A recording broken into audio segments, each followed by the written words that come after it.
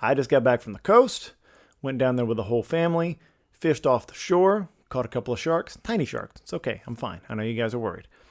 Now we're back, but I'm building a deck, so my vacation is not yet over. We're trying to take some time at the beginning of what would have been summer to actually enjoy that. So I know everybody comes here for deck and fence updates, so I've got all the framing materials, all the joists and everything for the deck, so that's going to be up first. I think I'm going to try to get a spotlight and work at night, by the way, because we're going to have our first 100-degree day of the year. So charming. Doing any kind of work in Texas. So that being said, since I'm on vacation, I'm not going to record a whole episode, but I am going to take you into the Wayback Machine. I'm going to take you all the way back to January of 2018, back to the Do Whatever podcast. My real ride or dies. You guys, you remember the Do Whatever podcast. You were there for it. The Do Whatever podcast was my first foray into podcasting, and I did a Highland Games series. I did several, I did an ongoing series about the Highland Games because obviously I'm pretty heavily involved in it, if you haven't noticed. So the first one, I kind of did a little, not a deep dive, but kind of a history lesson, kind of teaching myself the history of it, talking it out on the podcast, and then sat down with Aaron George, who you've heard plenty of times on this podcast.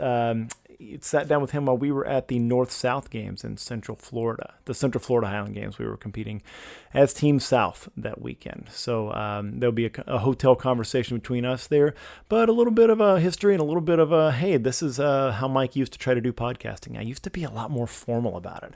I used to write things out and read them and rehearse and stuff like that. Man, sure glad we don't do that anymore. Here is one crazy thing that even all the way back in January of 2018, the podcast was sponsored by Sport Kilt. Sport Kilt, like I've always said, on board. If it's anything to do with promoting the games or moving the Highland Games forward, the answer is yes. They support it. I love it, man. Sport Kilt has been down since day one. They're still down today. They support the Highland. I almost called it the Do Whatever podcast.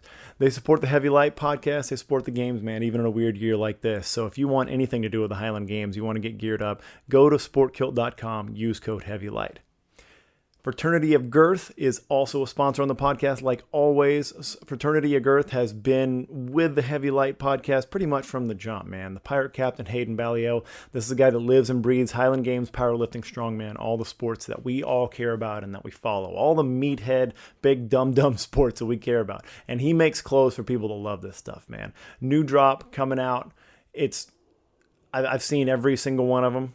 And they're incredibly fun, and you guys will want to grab them all up. So when you do, use code HEAVYLIGHT at fogapparel.com, and you're going to get looking so good.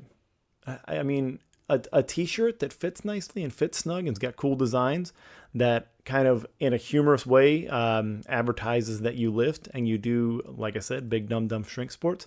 Can't go wrong with that. Use code HEAVYLIGHT, fogapparel.com.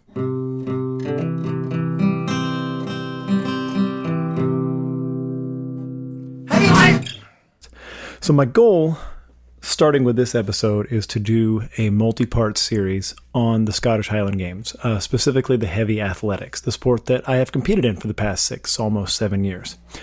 Now I'm coming to you from the Do Whatever Studios right now, which currently contains a snoring dog. So I feel like that adds an air of authenticity. That's what I'm doing here. I'm not sure how. If I were doing a dog podcast, maybe it'd be an air of authenticity. But you'll have to forgive me. I'm being a little more lenient on my dog Reno right now.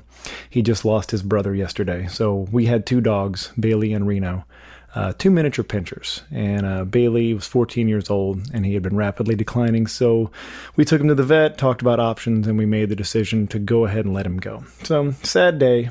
The kids dealt with it pretty well. Our kids are very resilient and smart. So they get that from their mother, obviously. And they were able to process it. It hit my son kind of hard. You know, these dogs have been around since before they were born. So this is kind of the only pets that they've really known. So we said goodbye. Over dinner, we had a memory session where we talked about our memories of Bailey, what he'd done. I've talked plenty on social media about my stance on dogs, is that I come from a family of hillbillies that, there's a much more rural philosophy behind dogs and pets, and that they are just critters at the end of the day. And, that a lot of times animals are more for their jobs and their purpose, but I also have been, soft and suburban long enough to know that, we assign some sort of family status to him. So, of course, I was sad to see him go, but I also feel like, he would have never been in the situation where he lived to 14 years or been a miniature pincher or any breed like that without human intervention. So in doing that, we take on some sort of responsibility for being compassionate and being humane. And so I feel like while it's sad, it is also a responsibility being undertaken to make sure that he isn't made to suffer. And so let's say this series is dedicated to Bailey. How's that sound? So I wanted to tackle the Scottish Highland Games because in the tradition of this podcast being about the things that I or guests are into, the rabbit holes, as I constantly say, the things that capture our attention and, take us on a wild ride, so to speak, of obsession. This has definitely been an overarching one for me for many, many years, not many, many years, 7 or 8 years, is this idea of training to be a throwing athlete and accomplishing something in the Scottish Highland Games. Now, I want to take a couple of different perspectives here throughout this series. One is going to be the perspective of an athlete, is someone competing in this sport. That context, why do that? What does that mean to an athlete? Why would an athlete go after a sport that's as niche as this and that is sort of as historical as this one? Why is this a haven for a certain type of washed-up athlete? Now, not always the case, but in general, why is this? Why do we see that so commonly? And what kind of personalities are going to lead somebody to this adventure in throwing and Scottish festivals? What is it about a person that's going to draw them to that? And I'm going to get into that with the guest that I have in this first in the series. The first guest that we'll get to is Aaron George. Aaron George has been a friend of mine for 20 plus years now. He is my business partner in Throw Bros, and we both founded that together. And he's also on the cusp of becoming a professional Highland Games athlete. Now, for those of you listening that may not be familiar, Highland Games, the Scottish heavy athletics, i.e. big dudes throwing heavy things in a field while wearing kilts, and is a professional sport. There are amateur ranks. There are, of course, many more amateurs than there are pros, but there are people that get paid to play the sport. They get paid to travel, and they get paid to play the sport and be entertainment for these festivals around the world. It's a very cool gig. So right there, you can answer maybe part of the question I posed earlier as to why is this a haven for a bunch of washed-up athletes? Well, there is a chance for professional status and maybe some financial gain out of it. I don't think anybody's ever gotten rich competing in the Highland Games, but that's certainly not the goal. But in talking to Aaron, it was interesting to get a perspective of somebody that has been rising through the amateur ranks and is about to move towards pro and has really truly taken this on as an obsession, especially in the past 2 years as he's accelerated towards that pro status, and to kind of understand that rabbit hole mentality of not just I'm into this thing, like I want to be very, very good at this thing. I want to maybe potentially be great at this thing. And the level of obsession and focus that it takes to do that, I think, is really worthy of examination. And so that led to an interesting conversation. Now, the other context outside of the athlete that I want to talk about is the historical context of this. These games are nothing new. The heavy events are certainly nothing new. They're not something that, has been recently invented for festivals to entertain people. There are certainly things at these Celtic and Scottish festivals that are recent inventions or reimaginings of, classic events. But the heavy athletics is still fairly faithful. But that can be a little deceptive, as in faithful to what? This hasn't always been a standardized sport. This hasn't always been something that is competed in the same way. Like any sport, it has evolved over time, and it's evolved maybe for a modern audience, maybe for modern constraints, and maybe for modern viewership. The important thing to remember is that the modern version is an entertainment product that generally happens at Scottish and Celtic festivals around Scotland, parts of Europe, and the United States. Scotland and North America are the places where these festivals are most prevalent. They happen the most. And no surprise, that's where you see the most Celtic and Scottish heritage. There are some in Ireland as well also. But you're going to see a greater proliferation of Scottish and Celtic heritage overall in these places. So a lot of settlers, a lot of immigrants continued these traditions in the towns that they settled in the 19th, sometimes the late 18th century. They would start these festivals, these games that would be continuations and that would feel comfortable to them because that's where they came. That's part of where they came from. That was part of the Celtic and Scottish heritage. It's to have festivals in the spring and summer. So I am going to focus a little bit more on the festival aspect, but I just really want to set the stage with that. What I really want to look at, though, is why the heavy athletics, the dudes throwing things, and now ladies, of course, but traditionally the dudes throwing things in kilts in a big field. Why is that the centerpiece? And I think most people agree that the athletics are the centerpiece of these games. They have become that. Now, there are several other things going on. A lot of these games, especially the bigger ones, that are also nation and worldwide competitions. The pipers compete.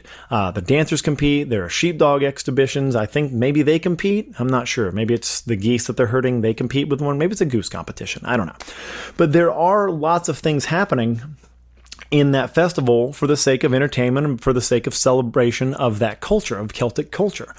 So why is this the centerpiece? So I want to focus on that. I want to focus on the sport part of it. And to do that, I'm actually going to kind of give my most popular, or the one that I go to the most, my take on this. Now, in a book that I've written called Heavy Light, which is periodized throwing for the Scottish Highland Games. This is a book that I wrote. It's more of a technical manual for throwers and athletes. This lays out how to train throwing for this if you want to compete as an athlete. But in this, I use an introduction to the events or the games themselves. And I've actually used this on other, blogs or websites about games organization and stuff like that. But I thought it's simple enough that it bears repeating and that it was useful in the book. So I'll read from Heavy Light. I'll read this excerpt. Scottish heavy athletics, often called Highland Games in North America, are a millennia-old tradition of strength, sportsmanship, and athleticism.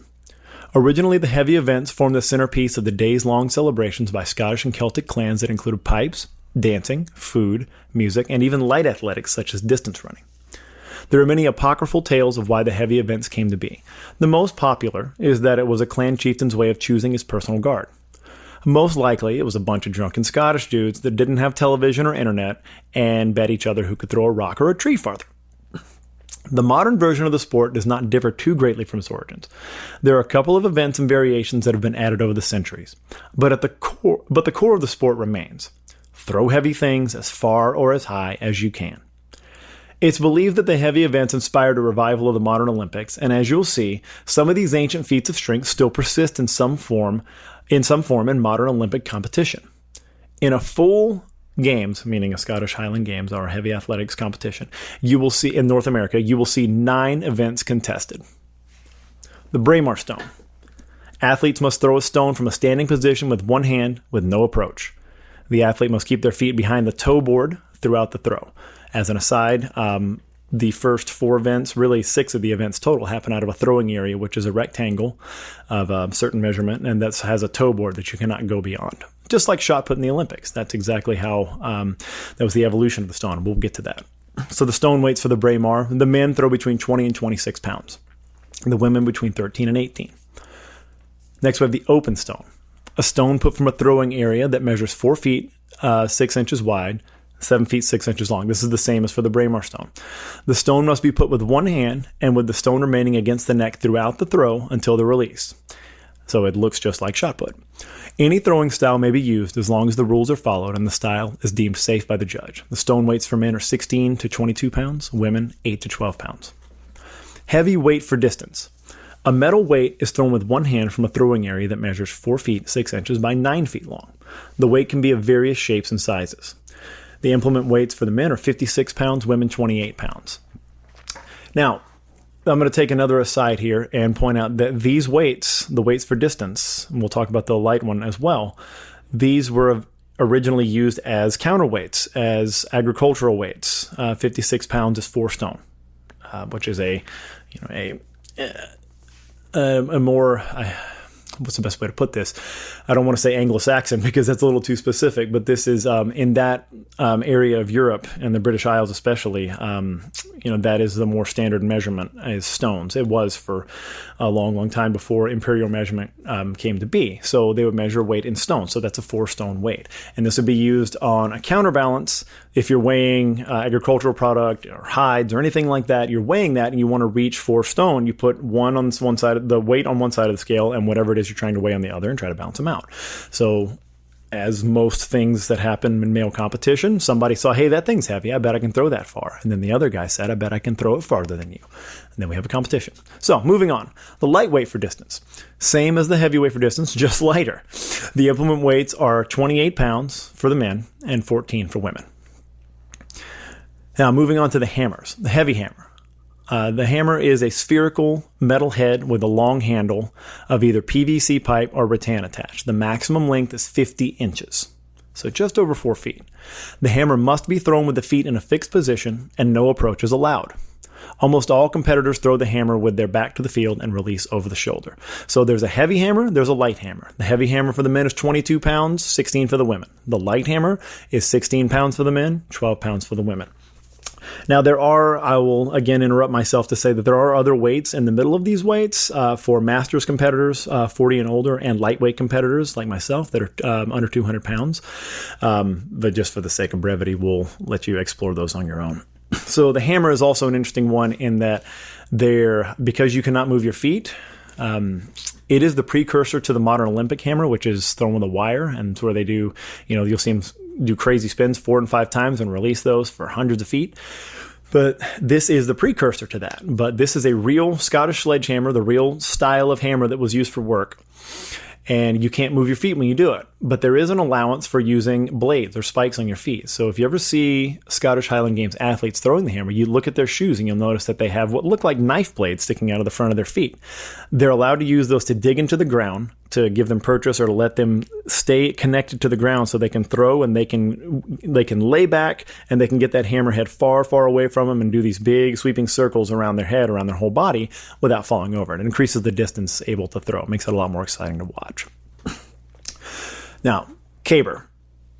Caber is perhaps the most widely recognized event in the games. Often this is synonymous with the entire sport, and it serves as the main event at most Celtic festivals. The caber is a wooden log that must be lifted and tossed, then points are awarded based on a rotation or landing position. There is no standard size for a caber, but there is a rule of thumb that at least half of the competitors should be able to turn it. Most are tapered, with the smaller end being shaved down considerably to allow competitors to get a handle on it. Scoring the caber is truly unique. The short version is that you can score in 2 methods. The best method is to turn the caber completely over, past 90 degrees, and it lands. The landing position is scored as if on a clock face, with 12 o'clock being the perfect score. If you do not turn the caber past 90 degrees, you receive a score based on the angle you turned it to. Turns always beat non-turns. Now move on to the sheaf. And again, an aside, the sheaf is by most people not considered to be a truly classic Scottish event. This is more of a country games event that originated in possibly North America. So just bear that in mind as you hear it, if it doesn't seem to fit with the Scottish look. Sheaf is a 16 or 20 pound burlap bag of hay or twine that is tossed with a pitchfork over a bar or standard. The goal is to toss at the highest. Each competitor gets 3 attempts at each height. So the sheaf weights for the men are 16 or 20, for women they're 12. And then what's often the final event of the day, weight for height or weight over bar. The same weight used for heavyweight for distance, men 56, women 28, is thrown by the competitors using one hand. The weight is tossed over a bar or standard, just as in sheaf. The goal is to toss at the highest. Each competitor gets 3 attempts at each height. Now, that's a very, very quick synopsis. But what I want to point out is that in some of these events, if you're paying attention, or if you're somebody that enjoys track and field or enjoys Olympic sports, you're going to notice some similarities. We already mentioned that the stones are very, very closely related to shot put. And when you're watching athletes throw the open stone, even the standing stone, the Braemar stone, you will, if you've watched shot put, if you're schooled in it, you'll see that the techniques being used basically are shot put techniques. It's the same thing. So the reason that is So there's a bigger story that involves several events, but there was an evolution of moving from stones to cannon shots, which were consistent in weight and shape, that made them 16 pounds, which is what we now have in the Olympics, a 16-pound stone. Now, weight for distance is kind of its own animal, but hammer, we talked about also, is a precursor to Olympic hammer throwing. And they are the same sport, more or less, but one evolved and the other was kept kind of in antiquity and preserved. The Scottish version was preserved. The modern version was allowed to evolve to get further distances to make it more exciting to watch, possibly attract, different styles of athletes. Now, the caber. The caber is the one that everybody talks about, right? That's the one if you've ever seen Highland Games on the Discovery Channel, that's what you've seen it do. That's the one they talk about. And for good reason. It's weird and it's awesome. And it draws eyes to the field because it's a big long stick being carried by a much smaller person. And it seems almost impossible a feat sometimes depending on the caber. Now, I will say that the sheaf has become, in recent years, especially in North America, become maybe the biggest crowd pleaser because it has the ability of that it goes high and the crowd can tell very easily, did it go over or did it not? So you'll hear a big yay or a big aw every time. And there's a big participation bonus to that. And that's very nice. Now, why are these things so related to the Olympics? Why are they so closely related? Well, there was a French nobleman, a French baron, Pierre De Coubertin. Probably slaughtering that. I did take French 1 year in high school because my girlfriend was taking it, so I should be an expert at this point. But sorry to the dearly departed Pierre de Coubertin. So in 1889, let's backtrack. Baron Coubertin was a lifelong lover of athletics and sport and competition. He had some great quotes, and I paraphrase by saying he had a lot of quotes that talked about the way that competition, not victory, forged people. And I think a lot of modern athletes, a lot of people, especially in strength and fitness, really ascribe to that. And I think that kind of philosophy is very important. The act, as I've said in other pieces I've written, the act of becoming is more important than what you become. But Pierre Coubertin was the founder of the modern Olympics, the modern Olympiad, which started in 1896.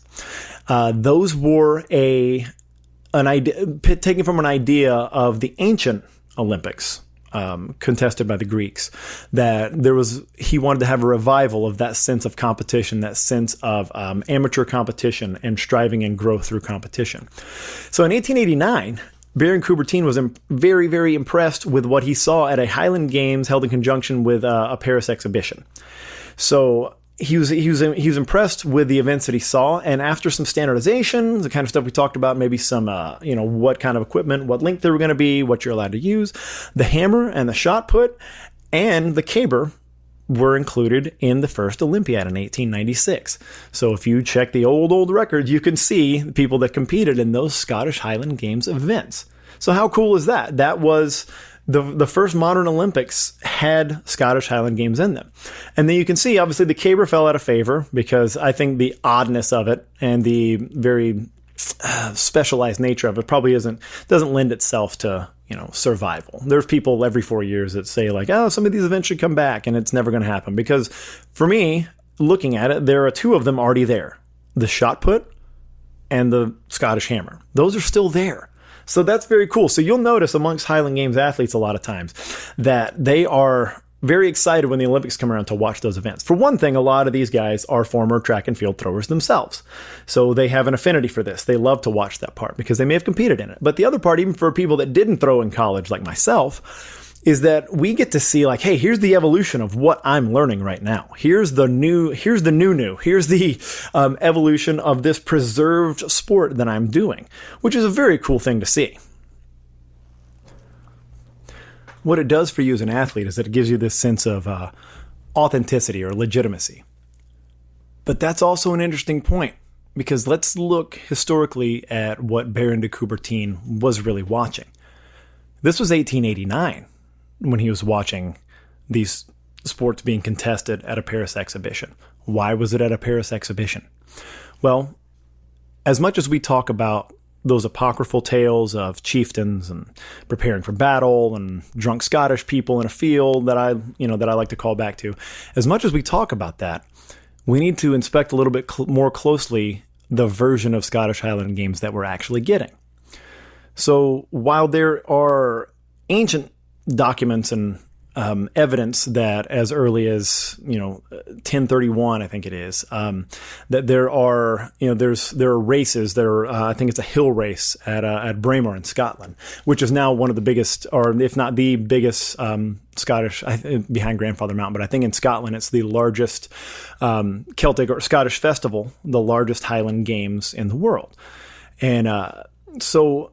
There's evidence that there were games being contested, there were sports being contested, but there's not really like a reliable source that, those 8 events, excluding Sheaf, those 8 events that we talked about were being contested there. So what is it that we're looking at? What is the sport? What is the genesis of it? In the early 19th century, there was a revival of Scottish culture, the Great Scottish Revival. And this is where we get a lot of things that we consider traditionally Scottish. But unfortunately, because of the history of imperialism from Great Britain, from England, in relation to Scotland, we're going to have some missing history. And this kind of great Scottish revival it was an attempt to reach back and appreciate a more ancient culture. And those things became in vogue. And in that process, we got things like clan tartans.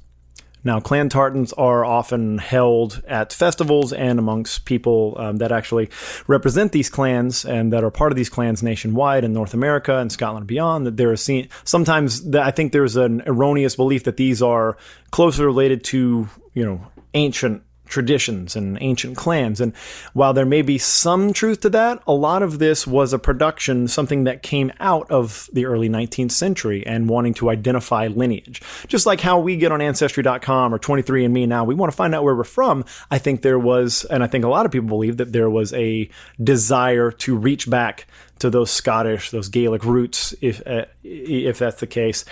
And they want to try to find a way to identify themselves, their clan, their family, where they came from. So the first real good evidence, the first historical version of the games that we have is at Strathearn in Perthshire in 1821. So King George was coming to Edinburgh in 1822, like the next year, and so there was a Highland Society, St. Fillan's Highland Society. And again, I'm reading all this off notes. I apologize if I'm not pronouncing things as well as I should. I'm not Scottish myself. And actually my lineage is pretty much 100% English. So don't tell anybody that I'm competing alongside or anybody that's inviting me to games. Could end up real bad for me. But this was more or less a high society fundraiser than a sporting event. This was maybe more akin to a festival and entertainment than it really was like a sporting event. This was to raise money for the poor, encouragement of bettering yourself through sporting and activity, athletic exercises, all that kind of stuff. And then areas like Braemar and Inverness, the big areas, they kind of followed suit. And Queen Victoria was very, very important. Queen Victoria later down the road was very important, paying patronage to these games and visiting. The Queen still visits Braemar. Like it's, those things help with the popularity. But it's important to remember that we're not looking at a sport that's the same as the competitions of antiquity. That what happened in 1821 was probably just like anything else, where you're creating, where there's a historical recreation, is that sometimes you're taking best guesses. You're doing the best you can here. You're using, tales that have been handed down word of mouth. You're using oral tradition. You're using what scant written evidence there may be. Maybe some versions of things that are still happening in the Highlands, things that are still happening in Scotland, and sort of turning those into something a little more crowd friendly. So while it's nice to tell the crowd the story of, ancient warriors, practicing for battle, or, I think another one that happens is that, Edward Longshanks forbid Scottish soldiers to train with weapons, so they would use these as a means to practice warfare. Like, all those things sound really good. They make for a good story. But this real, more refined version that we have is probably more of a product of what happened in Strathearn and Perthshire in 1821. And we move forward from there because whatever product was there was probably pretty palatable, probably worked pretty well for a crowd. And a lot of those trends continue to this day. And that's why in Scotland, when people compete in the Highland Games in Scotland, you're going to see a lot of local tradition on display. Because while there's an idea of what these things should be, like how they should be tied to the ancient world, there isn't really a great, there's not historical documentation for these towns, these hamlets, to go on to say, here's how these were competed. So they're going to start from a baseline which was more or less started in 1821, by my understanding. That baseline of those, the classic events, those 8 events being contested. Now, but where the local flair comes in is pretty interesting, because in Scotland, the open stone, almost with very few exceptions, is a shot put, is a steel shot, just like it's thrown in the Olympics. The reason for that? Very simple. Standardization. And they last. They're not gonna wear down over time. They're not gonna break. They're not gonna chip. They're not gonna change weight for the most part. So it's an easy standardization. In the U.S., we almost exclusively use stones. We use river stones here. So that's one of those kind of local regional differences, because I think in the U.S. there's a little bit more of a sense of revival and wanting to pay homage to that ancient tradition, and maybe a little bit more, to be blunt about it, maybe a little more live action role play, maybe a little more historical recreation about it, that we want the crowd to see that seeing the shot put somehow takes them out of it, takes them out of that, the historical sense and appreciation of Celtic culture, which is strange to me, because we turn around and throw a 56 and 28 pound weight that were, produced using modern metalworking equipment, welded. So, but, we take it as we can get it. But the Scottish way of approaching it with the local flair is really just the opposite. I don't think they feel as much of a drive for historical appreciation. I feel like this is more along the lines of, well, every spring and summer, this is our festival, and this is what we do. This is where we compete. There's no question of the historicity.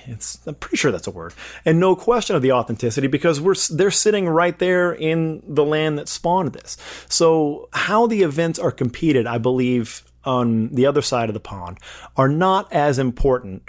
Like, the standardization is not really as important overall for the games. It's not as big a deal, because that's not the entire point. This is more, they are seen more as a celebration and more of something that is unique to their individual town, and not some larger idea that they're trying to match with, that they're trying to identify with. Because these towns, these hamlets, these villages, they've been doing their own spring and summer festivals for as long as anybody remembers. I mean, as far as recorded history goes, probably in that region, they've been having spring and summer festivals. So it's not really that they want to do this so they can be part of the bigger Scottish Games or heavy athletics picture in the world. And a lot of that is very well described very well characterized by the fact that the sports are not tracked and statistics aren't kept really the same as in Europe as they are in the United States. There's no single overarching governing body for any of this. So it's more important. I think the tradition of the games, the celebration, is more important in Scotland than the idea of the sport here. And the idea of it being a sport here is what draws athletes, is what draws washed up athletes. And the idea of being able to compete in something that has some sort of structure and body to it, and ability to rise in the ranks, and to find similar competition, and to test yourself in a new way or in a familiar way if you're a track and field athlete. I think that's a big attraction. We don't live in a culture in North America where every single town has Scottish festivals, or has Highland Games, or has any sort of Celtic festival where these things are going to be held. It's not a matter of when the date comes in the spring and summer that you walk out of your house to the park down the street, and that's where you can go throw stuff if you're a local. That's not the way it works for us here. It's more formalized. And I think that formalization, that sort of borrowing from the track meet idea of it's happening on this date, the athletes have to sign up here, there's entry fees, or, if you're a professional, you're being paid, you're put up in this hotel, and you will be, paid a fee for your performance. I think that's more familiar to us. And I think Americans have kind of put that on the games and layered that on top of that tradition, because that's what makes it meaningful for us. So part of that was the reason I wanted to sit down with Aaron, because he is in the midst of that. he came to this sport, as he'll describe, more or less on a dare from me, I guess. And he's far surpassed me, but I think he did it out of that initial curiosity. And, he's got Celtic heritage, and he wanted to maybe explore that and, check it out and be part of the fun. But the bug of wanting to compete and be a competitive athlete, I think really got him. And I think it gets a lot of people when they have either, especially big interest in it, or they see that they have a flash of ability or talent for it. And I think that's a very common story for a lot of us. So I sat down with Aaron. We were just done competing. This was the morning after we had competed at the Central Florida Highland Games, Central Florida Scottish Games. They have a game there every year. This is one of the only ones in January, because in Florida is one of the only places you can have a Scottish Games in January. Otherwise, not the greatest weather, a little too Scottish for us North Americans, most parts of the world. But they have a games called the North versus South Games. And this is an amateur games where there is a team North, there's a team South, generally composed of good or sometimes the best throwers, the best amateur throwers from those regions. And they compete against each other in teams of 5 versus 5. Winner is announced, trophies are given, scotches and beers are drank, cigars are had. So Aaron and I competed in that. Roundly defeated, very, very badly. Aaron was actually injured and not even able to compete, which certainly didn't help our cause. But this is the morning after, and we sat in the hotel room, and it was an odd amount of focus, because usually at these things, it's a whirlwind of got to be here, got to do this, got to catch the flight, got to check in, got to compete, got to get food ready. It's usually a whirlwind, but we actually had a rare moment the next day, in the hotel, to where we could just sit and kind of, I don't want to say wax poetic, because there's certainly no poetry, but certainly talk about bigger thoughts and issues around what attracts us and people in general to the Highland Games, and how athletes tend to evolve and attitudes develop in the Highland Games and how to train for them. So enjoy that. This is Aaron and I in Florida.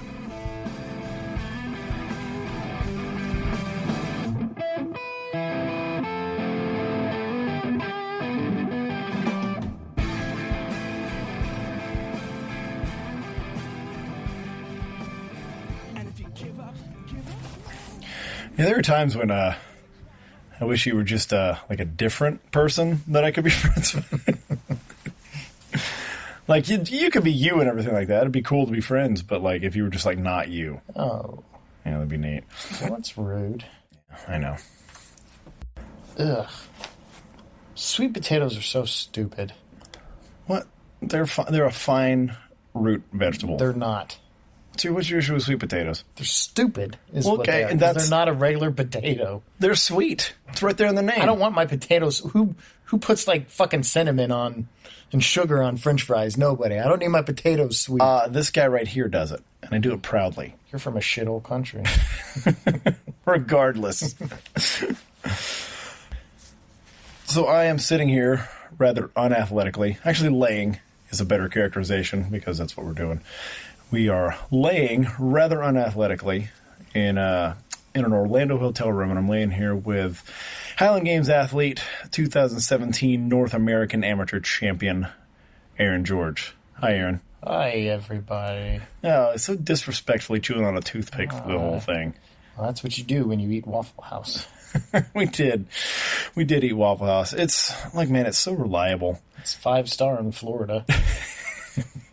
We've seen some peak Florida in Orlando. I feel like Orlando is really a great place for that. I think the best example for me was I saw a used car lot that used to be a gas station, clearly, and about 40 to 50% of the inventory were convertible Mustangs. I think that was my peak Florida moment, driving in. I have arrived. So yesterday was the Central Florida Highland Games. The North-South Games, as it's called. So it's kind of a seminal, a peak amateur event in the Highland Games, where a team full of athletes from the North, team full of athletes from the South will compete in January, which is traditionally our off season. So it's kind of a strange celebratory thing. It happens. But I competed for the South. Aaron was the captain of Team South. Woo! But he was not able to compete because of an injury. Boo. Boo. So we took a good whipping from Team North. That's what we'll call it. That is quite literally the best way, the friendliest sounding way to put the disparity between what happened. It was a Team North is full of a bunch of good athletes, and Team South, we're all friends. Kind of. Yeah, we're going to reevaluate after yesterday, kind of where all the relationships are. But the reason I wanted to turn on the mics with Aaron was, we're talking about, on the Do Whatever podcast, we're talking about the Highland Games. That is, I consistently talk about, rabbit holes and talk about, what you're into, what thing is your obsession. And while this no longer for me really fits the bill because it's something that I've done for 7 years, I think it has certainly qualified for that in the past. And Aaron is kind of on a different level than I am. Aaron is at the top of the amateur ranks right now. He's exploring the idea of doing this as a pro. And to do that, I think Aaron would agree, requires some sort of rabbit hole mentality, some sort of going down that, and like that being your obsession, that being the thing you think about when you fall asleep at night, that being the first thing you want to do when you wake up in the morning. And I've certainly been there too. So I think just because of my history in the sport and the people that I spend time with, that I think this certainly qualifies in that. So, Aaron, how did this whole Highland Games thing, like where did you feel like the obsession started? I know there's a genesis story, but where do you feel like you turned the corner into it being the thing that you thought about every waking moment? Really, I think it was after the first game, so it kind of is the genesis story. But I've said it before that the first game I threw at was in the Greenville Games, and you'd kind of give me a heads up about the events, the different stuff that was going on, and kind of what to train for, get a rock. And showed up really thinking that I was going to run the field. Not knowing any better, not knowing much about the sport other than just being somewhat young. I guess I wasn't really young, but I was in my early 30s. You had abs. I did have abs at the time. But, feeling like I was going to show up and going to be able to do really well, and I got worked. I got, beat in just about every event. I think I came in dead last. And that kind of piqued or sparked something where I didn't want that to happen. I wanted to get better. And it's been 6 years since then where there's really not a day where I'm not thinking about throwing or bugging friends or pros or somebody about video or getting better. So it was the first games. Well, that's interesting because I think I can certainly understand that. I think mine probably started even before I'd thrown in the first games, but certainly accelerated because I was kind of surrounded with, people that were very, very into it, that were, excelling at it. And I thought I definitely want to be in that club. And I was interested before, but I can see the, after the first day realizing, this isn't what I want. I don't want to feel this bad at something. But that also touches on something that, that I talk about pretty frequently, is the idea that relishing the idea of being bad at something is actually being cool with that. And when you feel like you're bad at something, that's actually a good sign. That's something you enjoy. And that's what it sounds like it was for you. Like, you were able to, instead of it getting you down, really beating your ego up, you saw the opportunity. I also think it was an introduction to trying out new things and trying things that, I probably could be bad at. And to your point, having that attitude, like, all right, well, maybe I'll be bad at it for a while and find some interest and want to get better at it. But you really have to, in a sport like this, you can't just get too deep into your head or too pissed off about how you competed one time or this time, because then it's never going to turn the corner. It's never going to feel right, and you're probably just going to end up quitting and leaving it. So how long did that particular skill take to develop? The letting it go. Let it go. The funny thing is come game day, I'm cool as a cucumber. Yeah. If I have a bad throw or a miscue or misstep or something, I don't tend to show my frustration on the field. But when I train, I am an absolute fucking lunatic. And about that thing that you felt like you were deficient in. Yeah, and I have fears. My in-laws actually live really close to the practice field that I throw. I'm less than a mile away from the practice field, and I have fears that one day they're going to catch me and some sort of frothy, just rage, just saying these most horrible things and throwing equipment, and they're going to question my ability to be a good husband to their daughter. But I've always been that way. Come game day, I like to keep it calm and cool, and don't show my hand too much if I'm getting frustrated or things aren't going my way. But and in private, in practice, I'm up there. I'm pretty intense. I mean, something that we have seen time and time again is that this is not the sport for hotheads. Right. It's just not. Why do you think that is? Why do you think that personality type, that fire up, get intense, hothead, never ends up staying the long course in this sport? Why is that?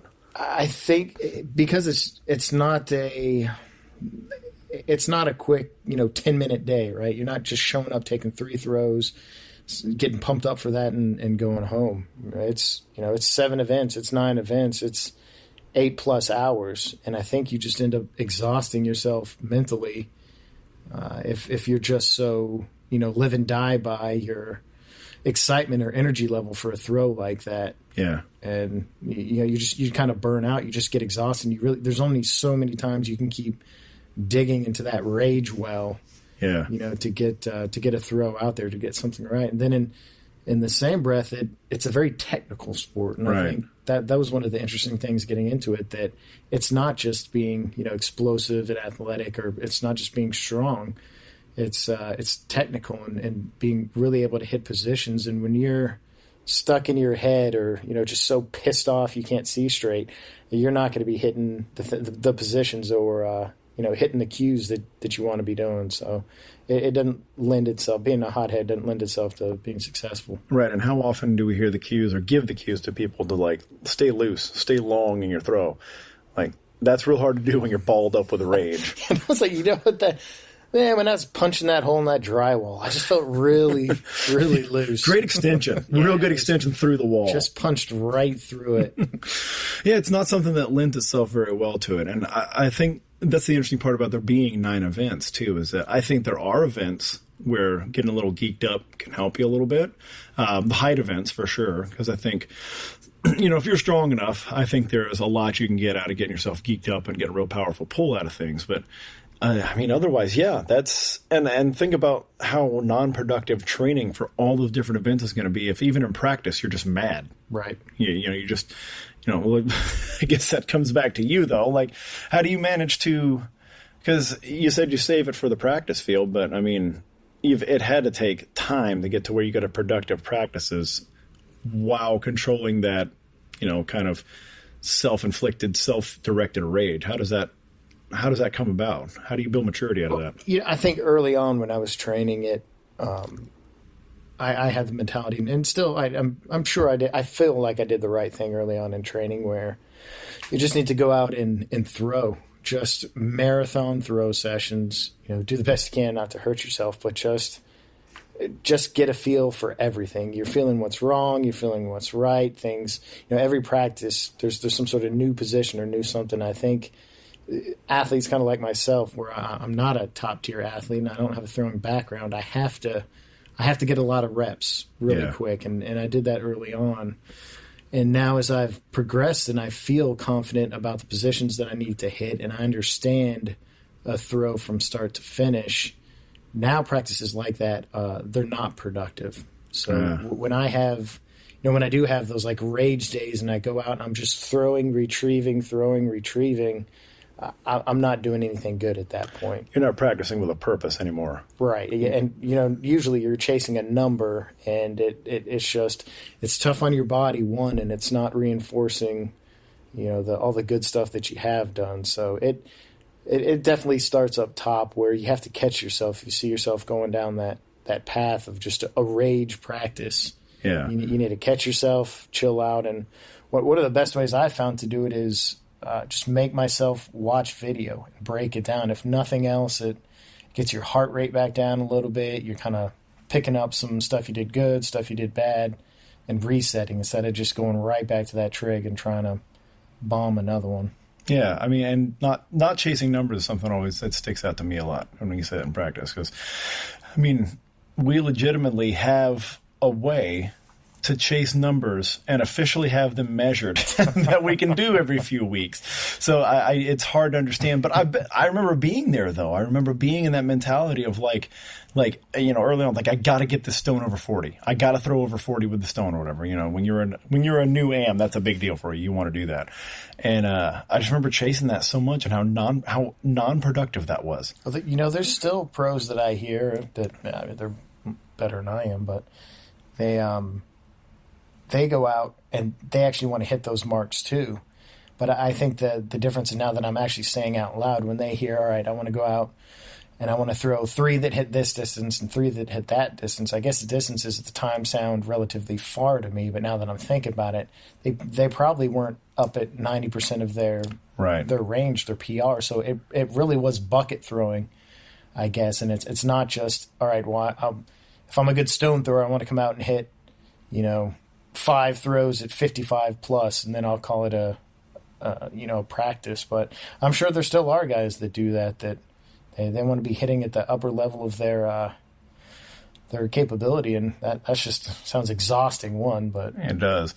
And on the other hand, you can also imagine that as those guys that maybe do have the track background and those thousands of hours behind them, like maybe when your technique is much tighter and less variable, maybe it is more realistic to hit 95% of your PR in a practice and call it a day. But I think for a lot of us, rambling, try everything meatheads down at in the amateur class, I don't think that's, everything's so variable. Like one throw can look so different from one to the next that, you can't say like, well, that one didn't go as far. Like that's just, like I can't point to the one thing. There's probably 10 things that went wrong or went different within those throws. Well, I think, and the tape can confuse that, right? Maybe you had one that went 2 feet further, and make competition. That's great. Whatever you got to do to make it go 2 feet. Sure. feet further in competition is, by all means do it. But when you're reinforcing positions and cues and everything else in practice, the furthest throw is not the best throw.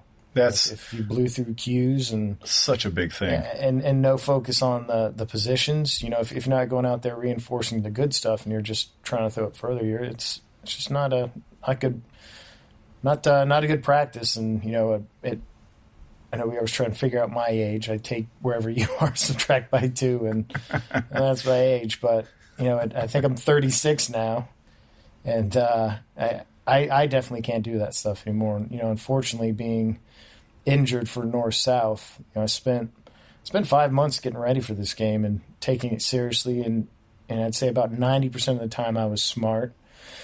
Some other times where maybe I let practices run a little bit too long.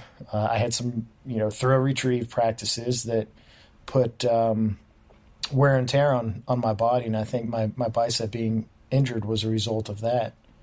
And you got to be smart out there because it takes more time to recover the older you get. That's right. And training injuries are very rarely just something that happens in the moment. Right. They're an accumulation. And you talked about that. You did the math. You figured out the number of hours, the number of total days and practices that were put into that across what became a 9, almost 10-month season. Yeah. And it's just that accumulation. And that's so hard. I think people that don't train as athletes, when they look at somebody that gets hurt in, a training camp or they gets hurt in practice, something like that, I think they think like, well, dummy, don't go so hard, don't work, or don't take big risks like that. That's not how it works. Like there's an accumulation of wear and tear that's coming, and we don't know the level of it. Like you can self-regulate and kind of identify your, what you need to recover from, what you need to treat stuff a little bit, but you just don't know. Like everything's wrapped up in skin, there's no real feedback mechanism for progressive buildup of wear and tear. And so when, something like your biceps happens, when that finally, that little pop happens, it's not something that you're like, well, I was doing something real stupid and going as hard as I could. You weren't. Right. Yeah. You were easy winding a hammer. But that was the peak. That was the straw, so to speak. And it's hard for people that are not competing in something regularly to understand how that happens. That it's not just a freak accident or like, oh, he was just trying a little too hard and got too geeked up in training camp or whatever. Like, no, it's doing this every day. Bodies are stupid. They're real dumb. And, with you talking about practice and the purpose of them too, I've always borrowed your perspective about that a lot. And, my take on that is always to people that over practice, or their practices are just too intense, or they're doing it kind of for the wrong reasons, is if you've ever played another sport, if you played high school football, baseball, any other organized sport, sport where there's a good catalog of coaching, where people have been coaching it a long time and there's a lot of knowledge. Nobody, if you're playing football, nobody goes out on Tuesday and they put on full pads and practice at full speed as hard as they can and run through the whole playbook. Right. That's not what you do. Nobody in baseball takes BP against full speed pitching. You don't put your starter on the mound and say, you guys try to hit him. That's just not how it works. So, generally speaking, everybody's going to come out. They're going to warm up as a group. You're going to work on some fundamental skills. You're going to work on drills, like just isolate, particular skills, positions, all that kind of stuff. Isolate that. Then you're going to put together some situations or some variations on what happens in a game. And then you may scrimmage at half to 75% speed, with no pads or just shoulder pads or something or you may take BP at from at the highest level, from somebody throwing 80, 85 miles per hour. It's so rare that you practice at full speed. And that's the same thing. I don't know why that's so hard to get in this sport for so many people. Well, I think it just came to me now that you're saying it. So when you're talking about football, baseball, basketball, whatever, sports have been around for a long time. Cricket. Cricket. I'm really interested in it now. We'll talk about that later. That could be a different podcast, by the way. But these sports that have, I guess the game has just been dissected and boiled down and compartmentalized so much, and you have these coaches. I think the thing is those coaches at that point are able to instill confidence into their athletes that you're ready. You're good. You know this. You've reached a level in practice. You don't need to go out and hit these certain thresholds or these certain marks to know that you can do it. And I think throwing is such a lonely individual sport. A lot of the times it's us standing alone in a field. There's not a coach. There's not an authority figure that says, hey, I've been coaching you, watching you, reviewing tape. You're ready. You don't need to hit these marks the week before practice to have the confidence to know that you're going to be able to translate on the field. Right. So, and I really think the maturity of an athlete, a throwing athlete, you can see that. They can go out in a practice and maybe throw a little subpar, but it doesn't derail their confidence that come game day, they're going to bust out some big marks. So I really think it's coaches can take another reason a great coach is just so valuable, in those type of sports. They can take on that responsibility of giving confidence to the athletes. And, and even as you say that, you have to consider too, in those major sports we're talking about, there are athletes on the field that are being paid a lot of money. Right. And that are worth a lot to that franchise, that business. Or even at the college level, these are people that are worth. They're worth college level, it's a business too. Yeah, they're worth just as much. Right, they're just not getting any of it. Exactly. Everybody else is though. But so they also have to be caretakers of. If you put meatheads and athletes in a competitive situation in a practice, they're going to go hard. You can tell them to start easy, but if you don't regulate and you don't supervise, it's going to get intense, and they're going to go up intensity level because they're competitors. Right. You can't expect athletes to rein themselves in. You just can't. That's why they're there. They're killers. They're a bunch of savages. That's why they're good at what they do. And I think this sport is like any other, where although maybe the level of athletics is different or whatever, the talent pool is different, and the people that rise to the top are the people that have that obsession and that inability to self-regulate sometimes, and that want to compete. And you have to learn that yourself. And you can make a case as that's why this is an older man's game too.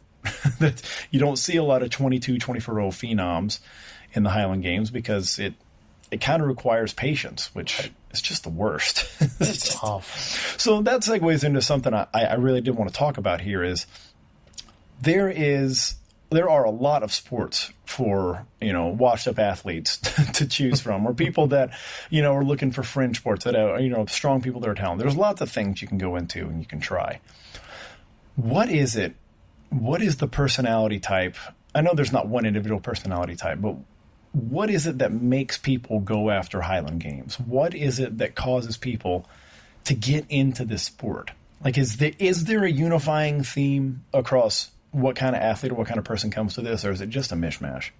I think it's a kind of a mixed bag for sure. I think you have some track athletes who've stumbled onto it because maybe one of their coaches have done it, or maybe they've seen something throwing involved. They've seen maybe something on the internet. And that makes sense because they're throwing athletes already. Right. And this is a way to go continue throwing when there's no more track and field. There's no more meets for you to go to. Yeah, I mean, there's downtime or an off season or this or that, and it's just something that kind of it has obviously similar principles, so it piques their interest. And I think other people could have been people in the crowd, that somehow came across all these different festivals or this, and they saw something and, took a chance and had some fun. And I think a lot of athletes talk about it all the time, and I really think it's sometimes overstated, but there really is a cool group of people and some solid people that throw in the Highland Games, and it's definitely warm to come into. People are cheering you on. They're giving you coaching and cues from the second you kind of start. They want to see you succeed, and I think that's different from other sports where, you could be a little, closed off, or people don't want to give you advice or this or that because you could be taking their money or you could be taking their positions or this or that, just because some other sports are just draw a whole bunch of assholes. Right. I think people enter the Highland Games for a whole bunch of different reasons. Yeah, and a common theme that I heard a lot, what I always think of in this conversation is there seem to be a lot of people that came from sports or arenas where, just like you were talking about, they were maybe in a world where things were real cutthroat, and there was a lot of mean mugging, and there was a lot of tough guy and a lot of hyper competitiveness. And they just got tired of that. They wanted to do something where they could use their strength, their skills, and not feel like everybody was, side-eyeing everybody all the time, that there was always that going on. That's a comment that I hear from a lot of people that come from other sports, is like, this is just so much better environment. To me, I feel like being on the field, even though technically, like even yesterday, even though I'm technically competing with everybody out there, that it feels more like a team sport to me than the individual stuff that I've done. Sure. I get the same feeling that I got playing a team sport. It's a little bit closer to that. So I think it's like a nice mix because you get to achieve individually. My success isn't tied into anybody else, which I think, tickles a lot of people, especially track and field folks, especially power lifters, weightlifters. I think it tickles that. But then there you get the actual camaraderie of bullshitting with a team, right? Which is, I think as time has gone on, that might be literally the only reason I play sports anymore. That could be the number one thing. Well, so I also think all the different reasons that people get into the Highland Games, I think it's important no matter how you touch a sport, whether you're an AD, an athlete, a judge, whatever, but all the different reasons that people get into the sports need to be nurtured. Meaning, all right, maybe the guy that's never going to be, maybe he's never going to be even an A. Maybe it's just not in the cards for him, but he may have passion for the Highland Games. He has passion for the camaraderie, for the festivals, for being there that day. That needs to be nurtured across the entire board. The pro class needs to embrace that. The AM class, the women's, the ADs. Because if this sport was just boiled down to the top tier guys, we're talking about 10 people. Yeah, maybe 20. A sport can exist with 20 people. It has to have different classes and different levels of skill to really survive. And if you lose those group of guys and gals that are really there for the camaraderie and they're there for the sport of the events and the festivals, then you don't really have a pro class because then no one really gives a shit. Right. So I think it's important for everyone to nurture. Let's nurture the guys that are superstars. Let's nurture the guys that are a little quirky and like coming out and throwing. Let's nurture the old men like me that just want to have one good game before we ride off into one the shot sunset. at glory. Just one shot at glory. But nurture all of them at the same time, and it'll help the sport continue to grow. Yeah, I totally agree with that perspective, and it's easy to fall into the trap of when you just become a little bit good at it, that you start getting recognition for that. You start getting seen as like, okay, you're probably going to be near the top of the board in this games, or like, the other athletes know who you are or whatever, and they see the throws. And it's so easy, especially for younger guys, to get caught up in that idea of there's them and then there's me. Right. And you made a fantastic point, and earlier talking about on the field yesterday, like we were, there was a group of people all just kind of razzing about one of the masters, the 40-plus group, one of their cabers that they were turning, and the crowd was cheering, going nuts for it. But we knew that caber, it was their second choice. They'd broken the first one. That caber they were turning was nothing. It looked, cabers look impressive no matter what. But the athletes know when we're dealing with a real stick or not. And you very wisely made the point that, we all struggled with the big caber that we had. I don't think anybody turned it, did we? Nope. No, nobody turned that stick. That's so sad. But no turns. But those Masters guys, a lot of them turned it. And you very succinctly made the point, like, the crowd doesn't know one bit the difference between our stick and theirs, right? If they see you in the crowd, they know that's the guy that turned it, and you're the guy that didn't turn yours. That's the guy that didn't. And that's so important to understand the entertainment aspect of our sport. We talked about that over a fine Waffle House breakfast this morning. The idea that we are an entertainment product. And tying a thread or a parallel to, and I'm going to call it the WWF, because it's the fucking WWF. It's the WWE, sir. There's no WWE. Shut up. It's the WWF. So tying a thread to it. Those fans don't know how many. I can name a fucking wrestler right now. Who's a wrestler? John Cena? Right, so, I've never seen him. So John Cena, his fans and fan base can't tell you how many times he's pinned someone. Right. And can't tell you if his percentage of tap outs is by arm bar, by this or that. Those stats and like that. So you're probably totally wrong about that, by the way. I know. There's probably a couple of guys. I'm infuriating a fan base right now, but for the most part, the fans there are there for the entertainment, and they're not going to spout out statistical information about where these guys are with that stuff. It's a little more measurable in the Highland Games, yes, but 98% of those fans out there couldn't tell you the world record. I don't think I could. I can't tell you the world records in anything, but in the stone, and whether or not that athlete just threw it was close to hitting it or 20 feet away from fucking hitting it. Right. It all looks like heavy stuff that's being thrown.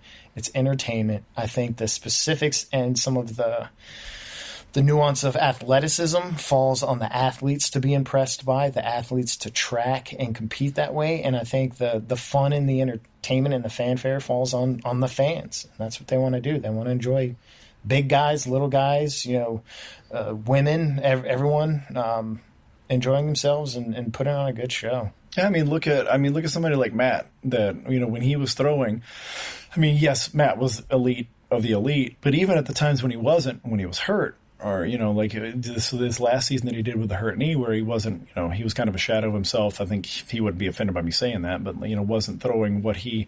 Yeah, so just pulled 600. Yeah, also just pulled 600 at Mark Bell's. What a loser. This is so weird, but I legitimately got very emotional when I saw Matt do that. And, he texted me first, and then I saw the video come on Instagram, and, I've talked with Matt every day about all the shit he's gone through to get that knee right. And to be able to do something like that, to come back, to pull that, that made me all tingly. That was cool. The tingles. I got the tingles. That was cool to see. But yeah, somebody like Matt, people came out. I've never seen people come out to Highland Games like they came out to support Matt, just because he cultivated a character, a persona, and a way of conducting himself on the field that they have no idea what he threw. Right. There are now people that love Matt that didn't even know he did Highland Games. He's just, that's a big part of it. And that's what, from you talked about all the different portions of people that are into it. That's what the fans and the ADs want from you. Right. Some ADs do want numbers, athletic directors. They do want numbers and they want a certain level of performance. But that's all in service of another goal of getting that crowd to buy tickets and to buy concessions and beer and funnel cakes. That's what their whole purpose is, to be there. And that's something that it's easy to look at, the clips, the Instagram clips of Dan McCam and Matt and Spencer and all them doing these amazing things and be like, oh, that's what it's all about. Yes, it is. but it's more important that the people in the crowd know the name of the person stepping up. Right. Whatever they throw is kind of inconsequential to anybody outside of us. Sure. That part's for us. So, I mean, maybe going back to the why and what's the thread with people is, I think it's probably just Highland Games offers us sometimes the last ability, as we get, late 30s and 40s or whatever, the last ability we're all looking for something. I want to track how well I can do at this thing. And Highland Games offers that. There's like a number-based thing that's varied. And like, it's not just one task. It's not just squat, bench, and deadlift. It's not, that's already been established that you suck. Like, there's so many people. Ray Williams exists in this world, so there's no, you're not getting there. But it's just a way for us to have maybe like a trackable, statistical way of saying like, hey, this is a thing I'm performing at and working at, and maybe I can be good at it. It's just metrics. Yeah, I mean, that's all you get. And look, for me personally, I've never lied about this. I like the attention. I don't think there's anything wrong with going out there and wanting the attention of the crowd.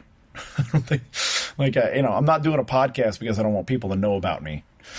I'm not trying to keep anything a secret now. All right, man. Well, I appreciate the time sitting down. Talk to the people about where they can find you on the old internet there. That old internet, it's a series of tubes. What you do is you text Mike and you ask him to Google it for you. Facebook, where do you get frog ringtones is what I need to know. On my Razor phone. Apparently I still owe you money for it. You can find Facebook, I guess it's just Aaron George, and on Instagram, I'm pretty sure it's Aaron George 81. Aaron George 81. You can find me there. Really, we do a lot of interaction through the stuff that we do with throwing, through Throwbros, Instagram, and then throwbros.com. Also check out Throwbros YouTube, HG Live, Highland Games Live. I definitely do that stuff. So I think it's pretty easy to track us down and see what we're up to or see what we're doing. And I know we have some big plans for 2018 as far as things, exposure, different games we want to be at, different games we want to get some really high quality film on. You definitely want to clean it up and HGL with some of the stuff that we want to do with the sling program that we have. 2018 should be a pretty cool year. If you look at Thoroughbros Instagram from yesterday, just being out in the field with a good cell phone camera, a gimbal, and really that was it for what we posted yesterday and what we'll post today. But we're actually able to put out some really high quality footage of throws on the fly. Yeah, just knowing what we had, I was still pleasantly surprised. Oh yeah, it's like, that looks. We don't deserve to look that good. I mean, it does. It really it cleans a lot of stuff up and has a nice cinematic feel to it, while still being able to, for people who want to kind of eyeball technique and everything else, it still offers that. So I think we're both pretty surprised on what we're able to turn around and produce and then post real quickly yesterday. So I think once we get it dialed in and then we have the opportunity to edit and refine it, I think we're going to be putting out some cool stuff this year. Thank goodness there are smarter people building technology out there to make it easy for idiots like us. Yay. That's nice. So, hey, in terms of where people can see you in person, where are you going to throw next? If there's people in your region that want to find you, where do they go to see you throw? In the person. So it's not my region, but I will be at the Arnold in March. It's beginning of March. Nice. I think. Yeah, beginning of March out in Ohio. And Throwbros is sponsoring that event. Yes, we'll have some stuff there. I think as far as start of the season games, I more than likely will be at Myrtle Beach. That was a fun games last year, so I'm going to try and make it back there. And Loch Norman for sure. So I don't know what capacity I'm going to be throwing. Hopefully I'll be something a little up there. If not, I'll be throwing in the invited class, I hope. And either way, I'm going to put on a good show there. But Loch Norman Games is, I believe, April 21st. And that's a fantastic venue. It's gorgeous. Yeah, they always have a huge pipe band, which it's actually pretty impressive. It was like 400 pipers one year. It's pretty impressive. So. It's the biggest actual field I think that I've thrown on. Like, it's so huge. Like, yeah, it's just nestled in the mountains.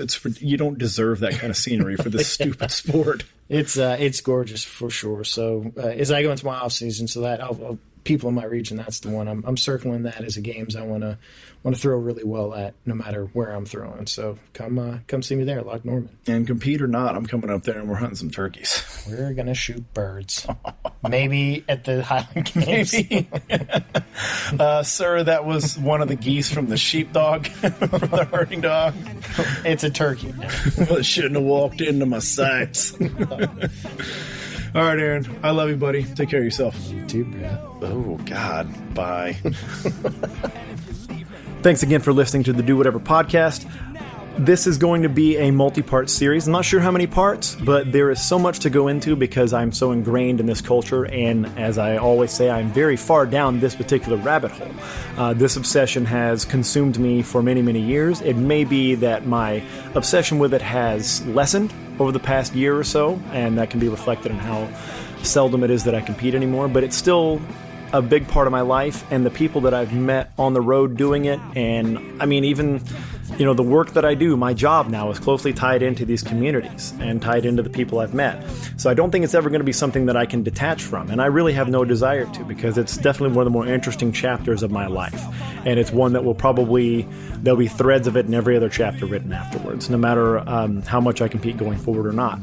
So we're going to make this multiple parts. We'll try to find people and perspectives to kind of look at this from a different way than just me, than just the historical and maybe just the athletic, because I know that there are things out there, there are people out there that approach this for different reasons, that came to this sport and to this culture for different reasons, and that's what I really want to get after. So thanks again for listening. I will be back with part 2, probably not in order. I've got a lot of obsessions, a lot of late night, staying up late and reading, staying up late and watching YouTube sessions under my belt now of things that I really, really want to get into.